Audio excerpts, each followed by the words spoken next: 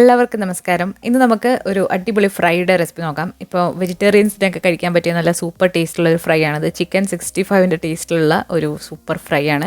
നമ്മളിന്ന് ചെയ്യുന്നത് ചേന വെച്ചിട്ടുള്ള ഒരു അടിപൊളി ഫ്രൈ ആണ്. അപ്പോൾ അതെങ്ങനെയാണെന്ന് നോക്കാം. അപ്പോൾ ചേന നമ്മളിവിടെ കഴുകി വൃത്തിയാക്കി നീളത്തിലുള്ള കഷ്ണങ്ങളാക്കി മുറിച്ച് വെച്ചിട്ടുണ്ട്.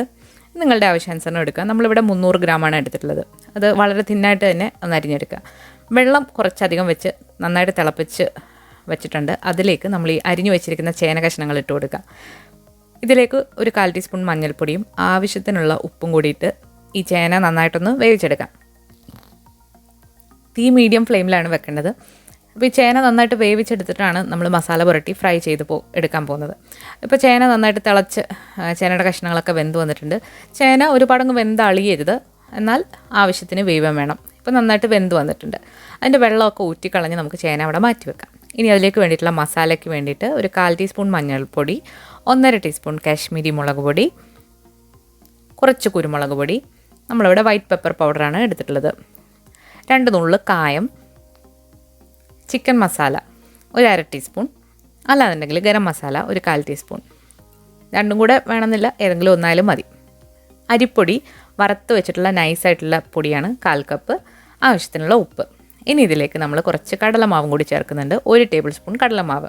കടലമാവ് ഇല്ലെന്നുണ്ടെങ്കിൽ കുഴപ്പമൊന്നുമില്ല, അരിപ്പൊടി മാത്രമായാലും മതി. കടലമാവ് ഇടുമ്പോൾ ഒരു പ്രത്യേക ടേസ്റ്റാണ്. ഇതിലേക്ക് ഒരു 1/2 കപ്പ് വെള്ളം കൂടെ ഒഴിച്ചിട്ട് നല്ല പേസ്റ്റ് പോലെ ഒന്ന് ആക്കിയെടുക്കാം.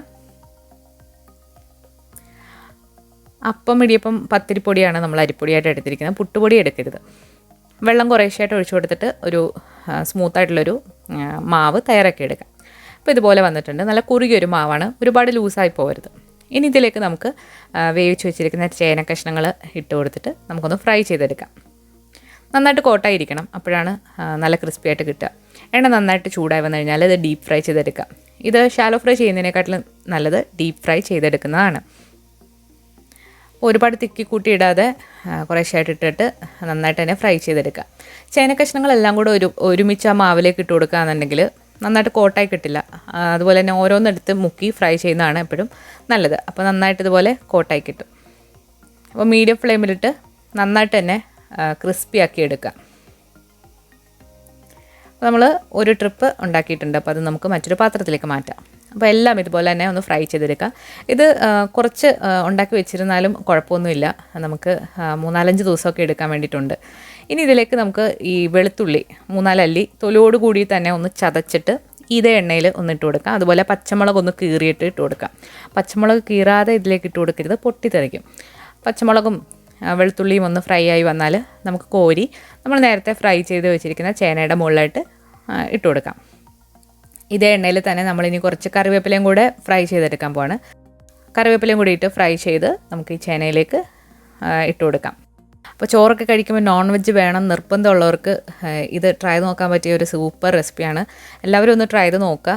നിങ്ങൾക്ക് എന്തായാലും ഇഷ്ടപ്പെടും. ചിക്കൻ 65ൻ്റെ ഒക്കെ ഒരു ടേസ്റ്റിൽ വരുന്ന ഒന്നാണ്. അപ്പോൾ എല്ലാവരും ഒന്ന് ട്രൈ ചെയ്ത് നോക്കിയിട്ട് നിങ്ങളുടെ ഫീഡ്ബാക്ക്സ് അറിയിക്കുക. അതുപോലെ ഈ വീഡിയോ ഇഷ്ടമായാലും ലൈക്ക് ചെയ്യാനും ഷെയർ ചെയ്യാനും മറക്കരുത്. പുതിയൊരു റെസിപ്പി വീഡിയോ ആയിട്ട് നമുക്ക് വീണ്ടും കാണാം. താങ്ക്